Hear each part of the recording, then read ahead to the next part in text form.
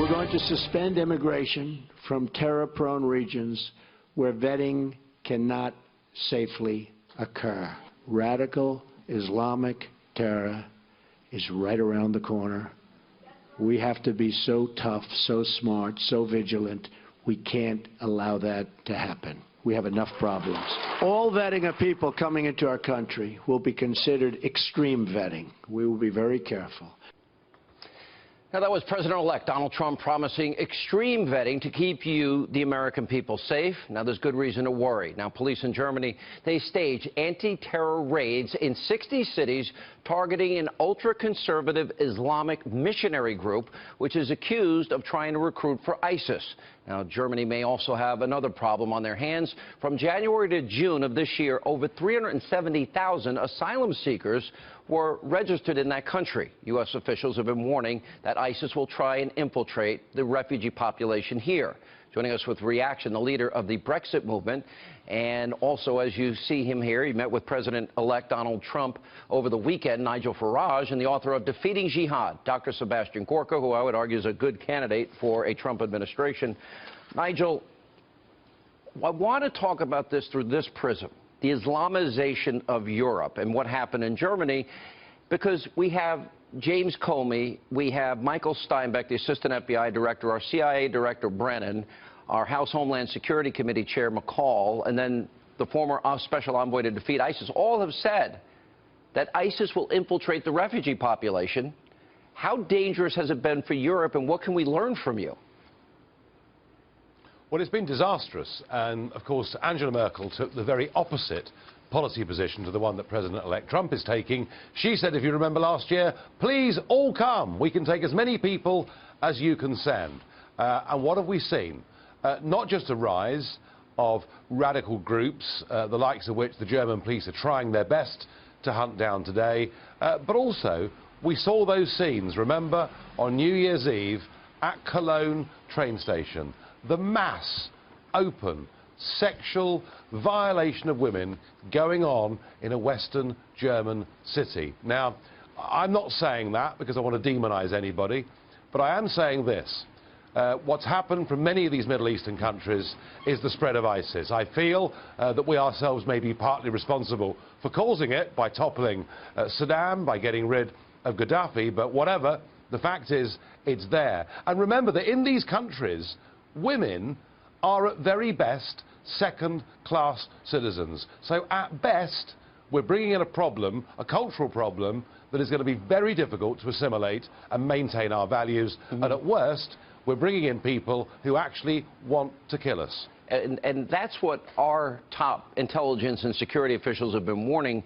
Dr. Gorka, good to see you again, and it'd be great to see you in the Trump administration. Thank you. Now, look, Donald Trump supports safe zones, victims of a civil war, food, medicine, clothing, supplies, safety, baby formula, whatever's needed, cots.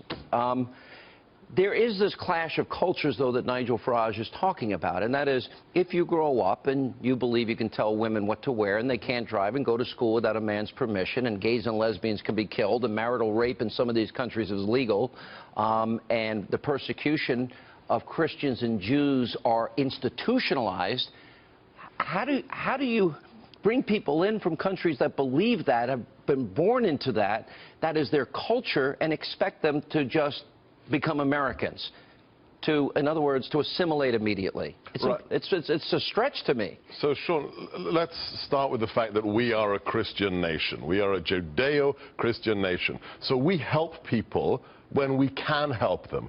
But that is not a contract for national suicide. That doesn't mean, as Hillary Clinton said in her private speech to the bankers, we don't need any borders, pull down the borders. The whole Western Hemisphere. Whole Western Hemisphere, one big happy party. It doesn't mean that you quintuple the number of refugees. If she had won, what Nigel's talking about, Europe, is what America would have been like in 5 years' time if Hillary had become the president. Probably 100%. Nigel, did you see that coming in America? I know you love America. You're one of our closest allies throughout history. Unfortunately, I would argue under Obama, those relations have become strained.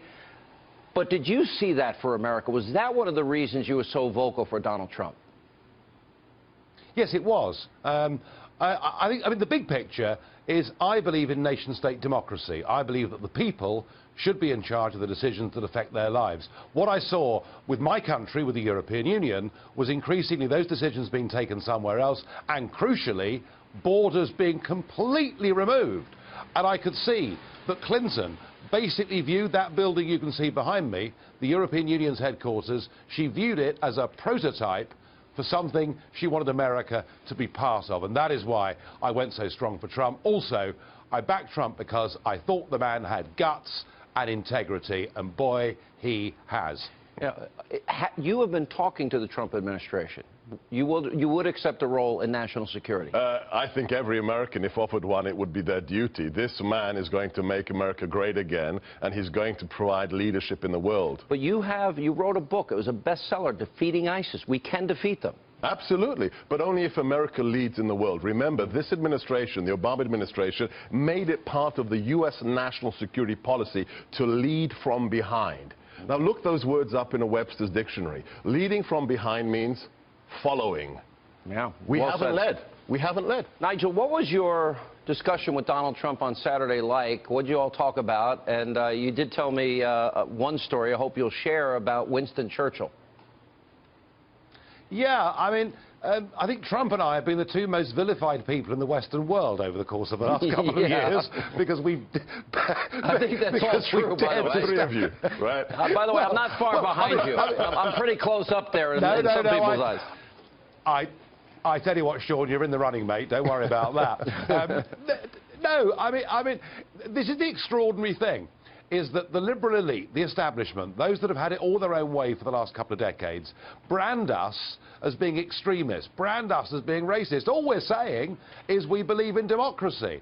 And I think after Brexit and now Trump winning, and I was talking to him on Saturday, I now hope it's going to spread like an infectious disease across the whole of the Western world. I found the President-elect to be reflective, thoughtful, full of great ideas, and I tell you what, and I was very honoured to be given that time with him, but I really, genuinely believe he's got the makings of being a great president. Guys, good to see you both. I hope things work out. I'd love to see you get that position. Thank you, Sean.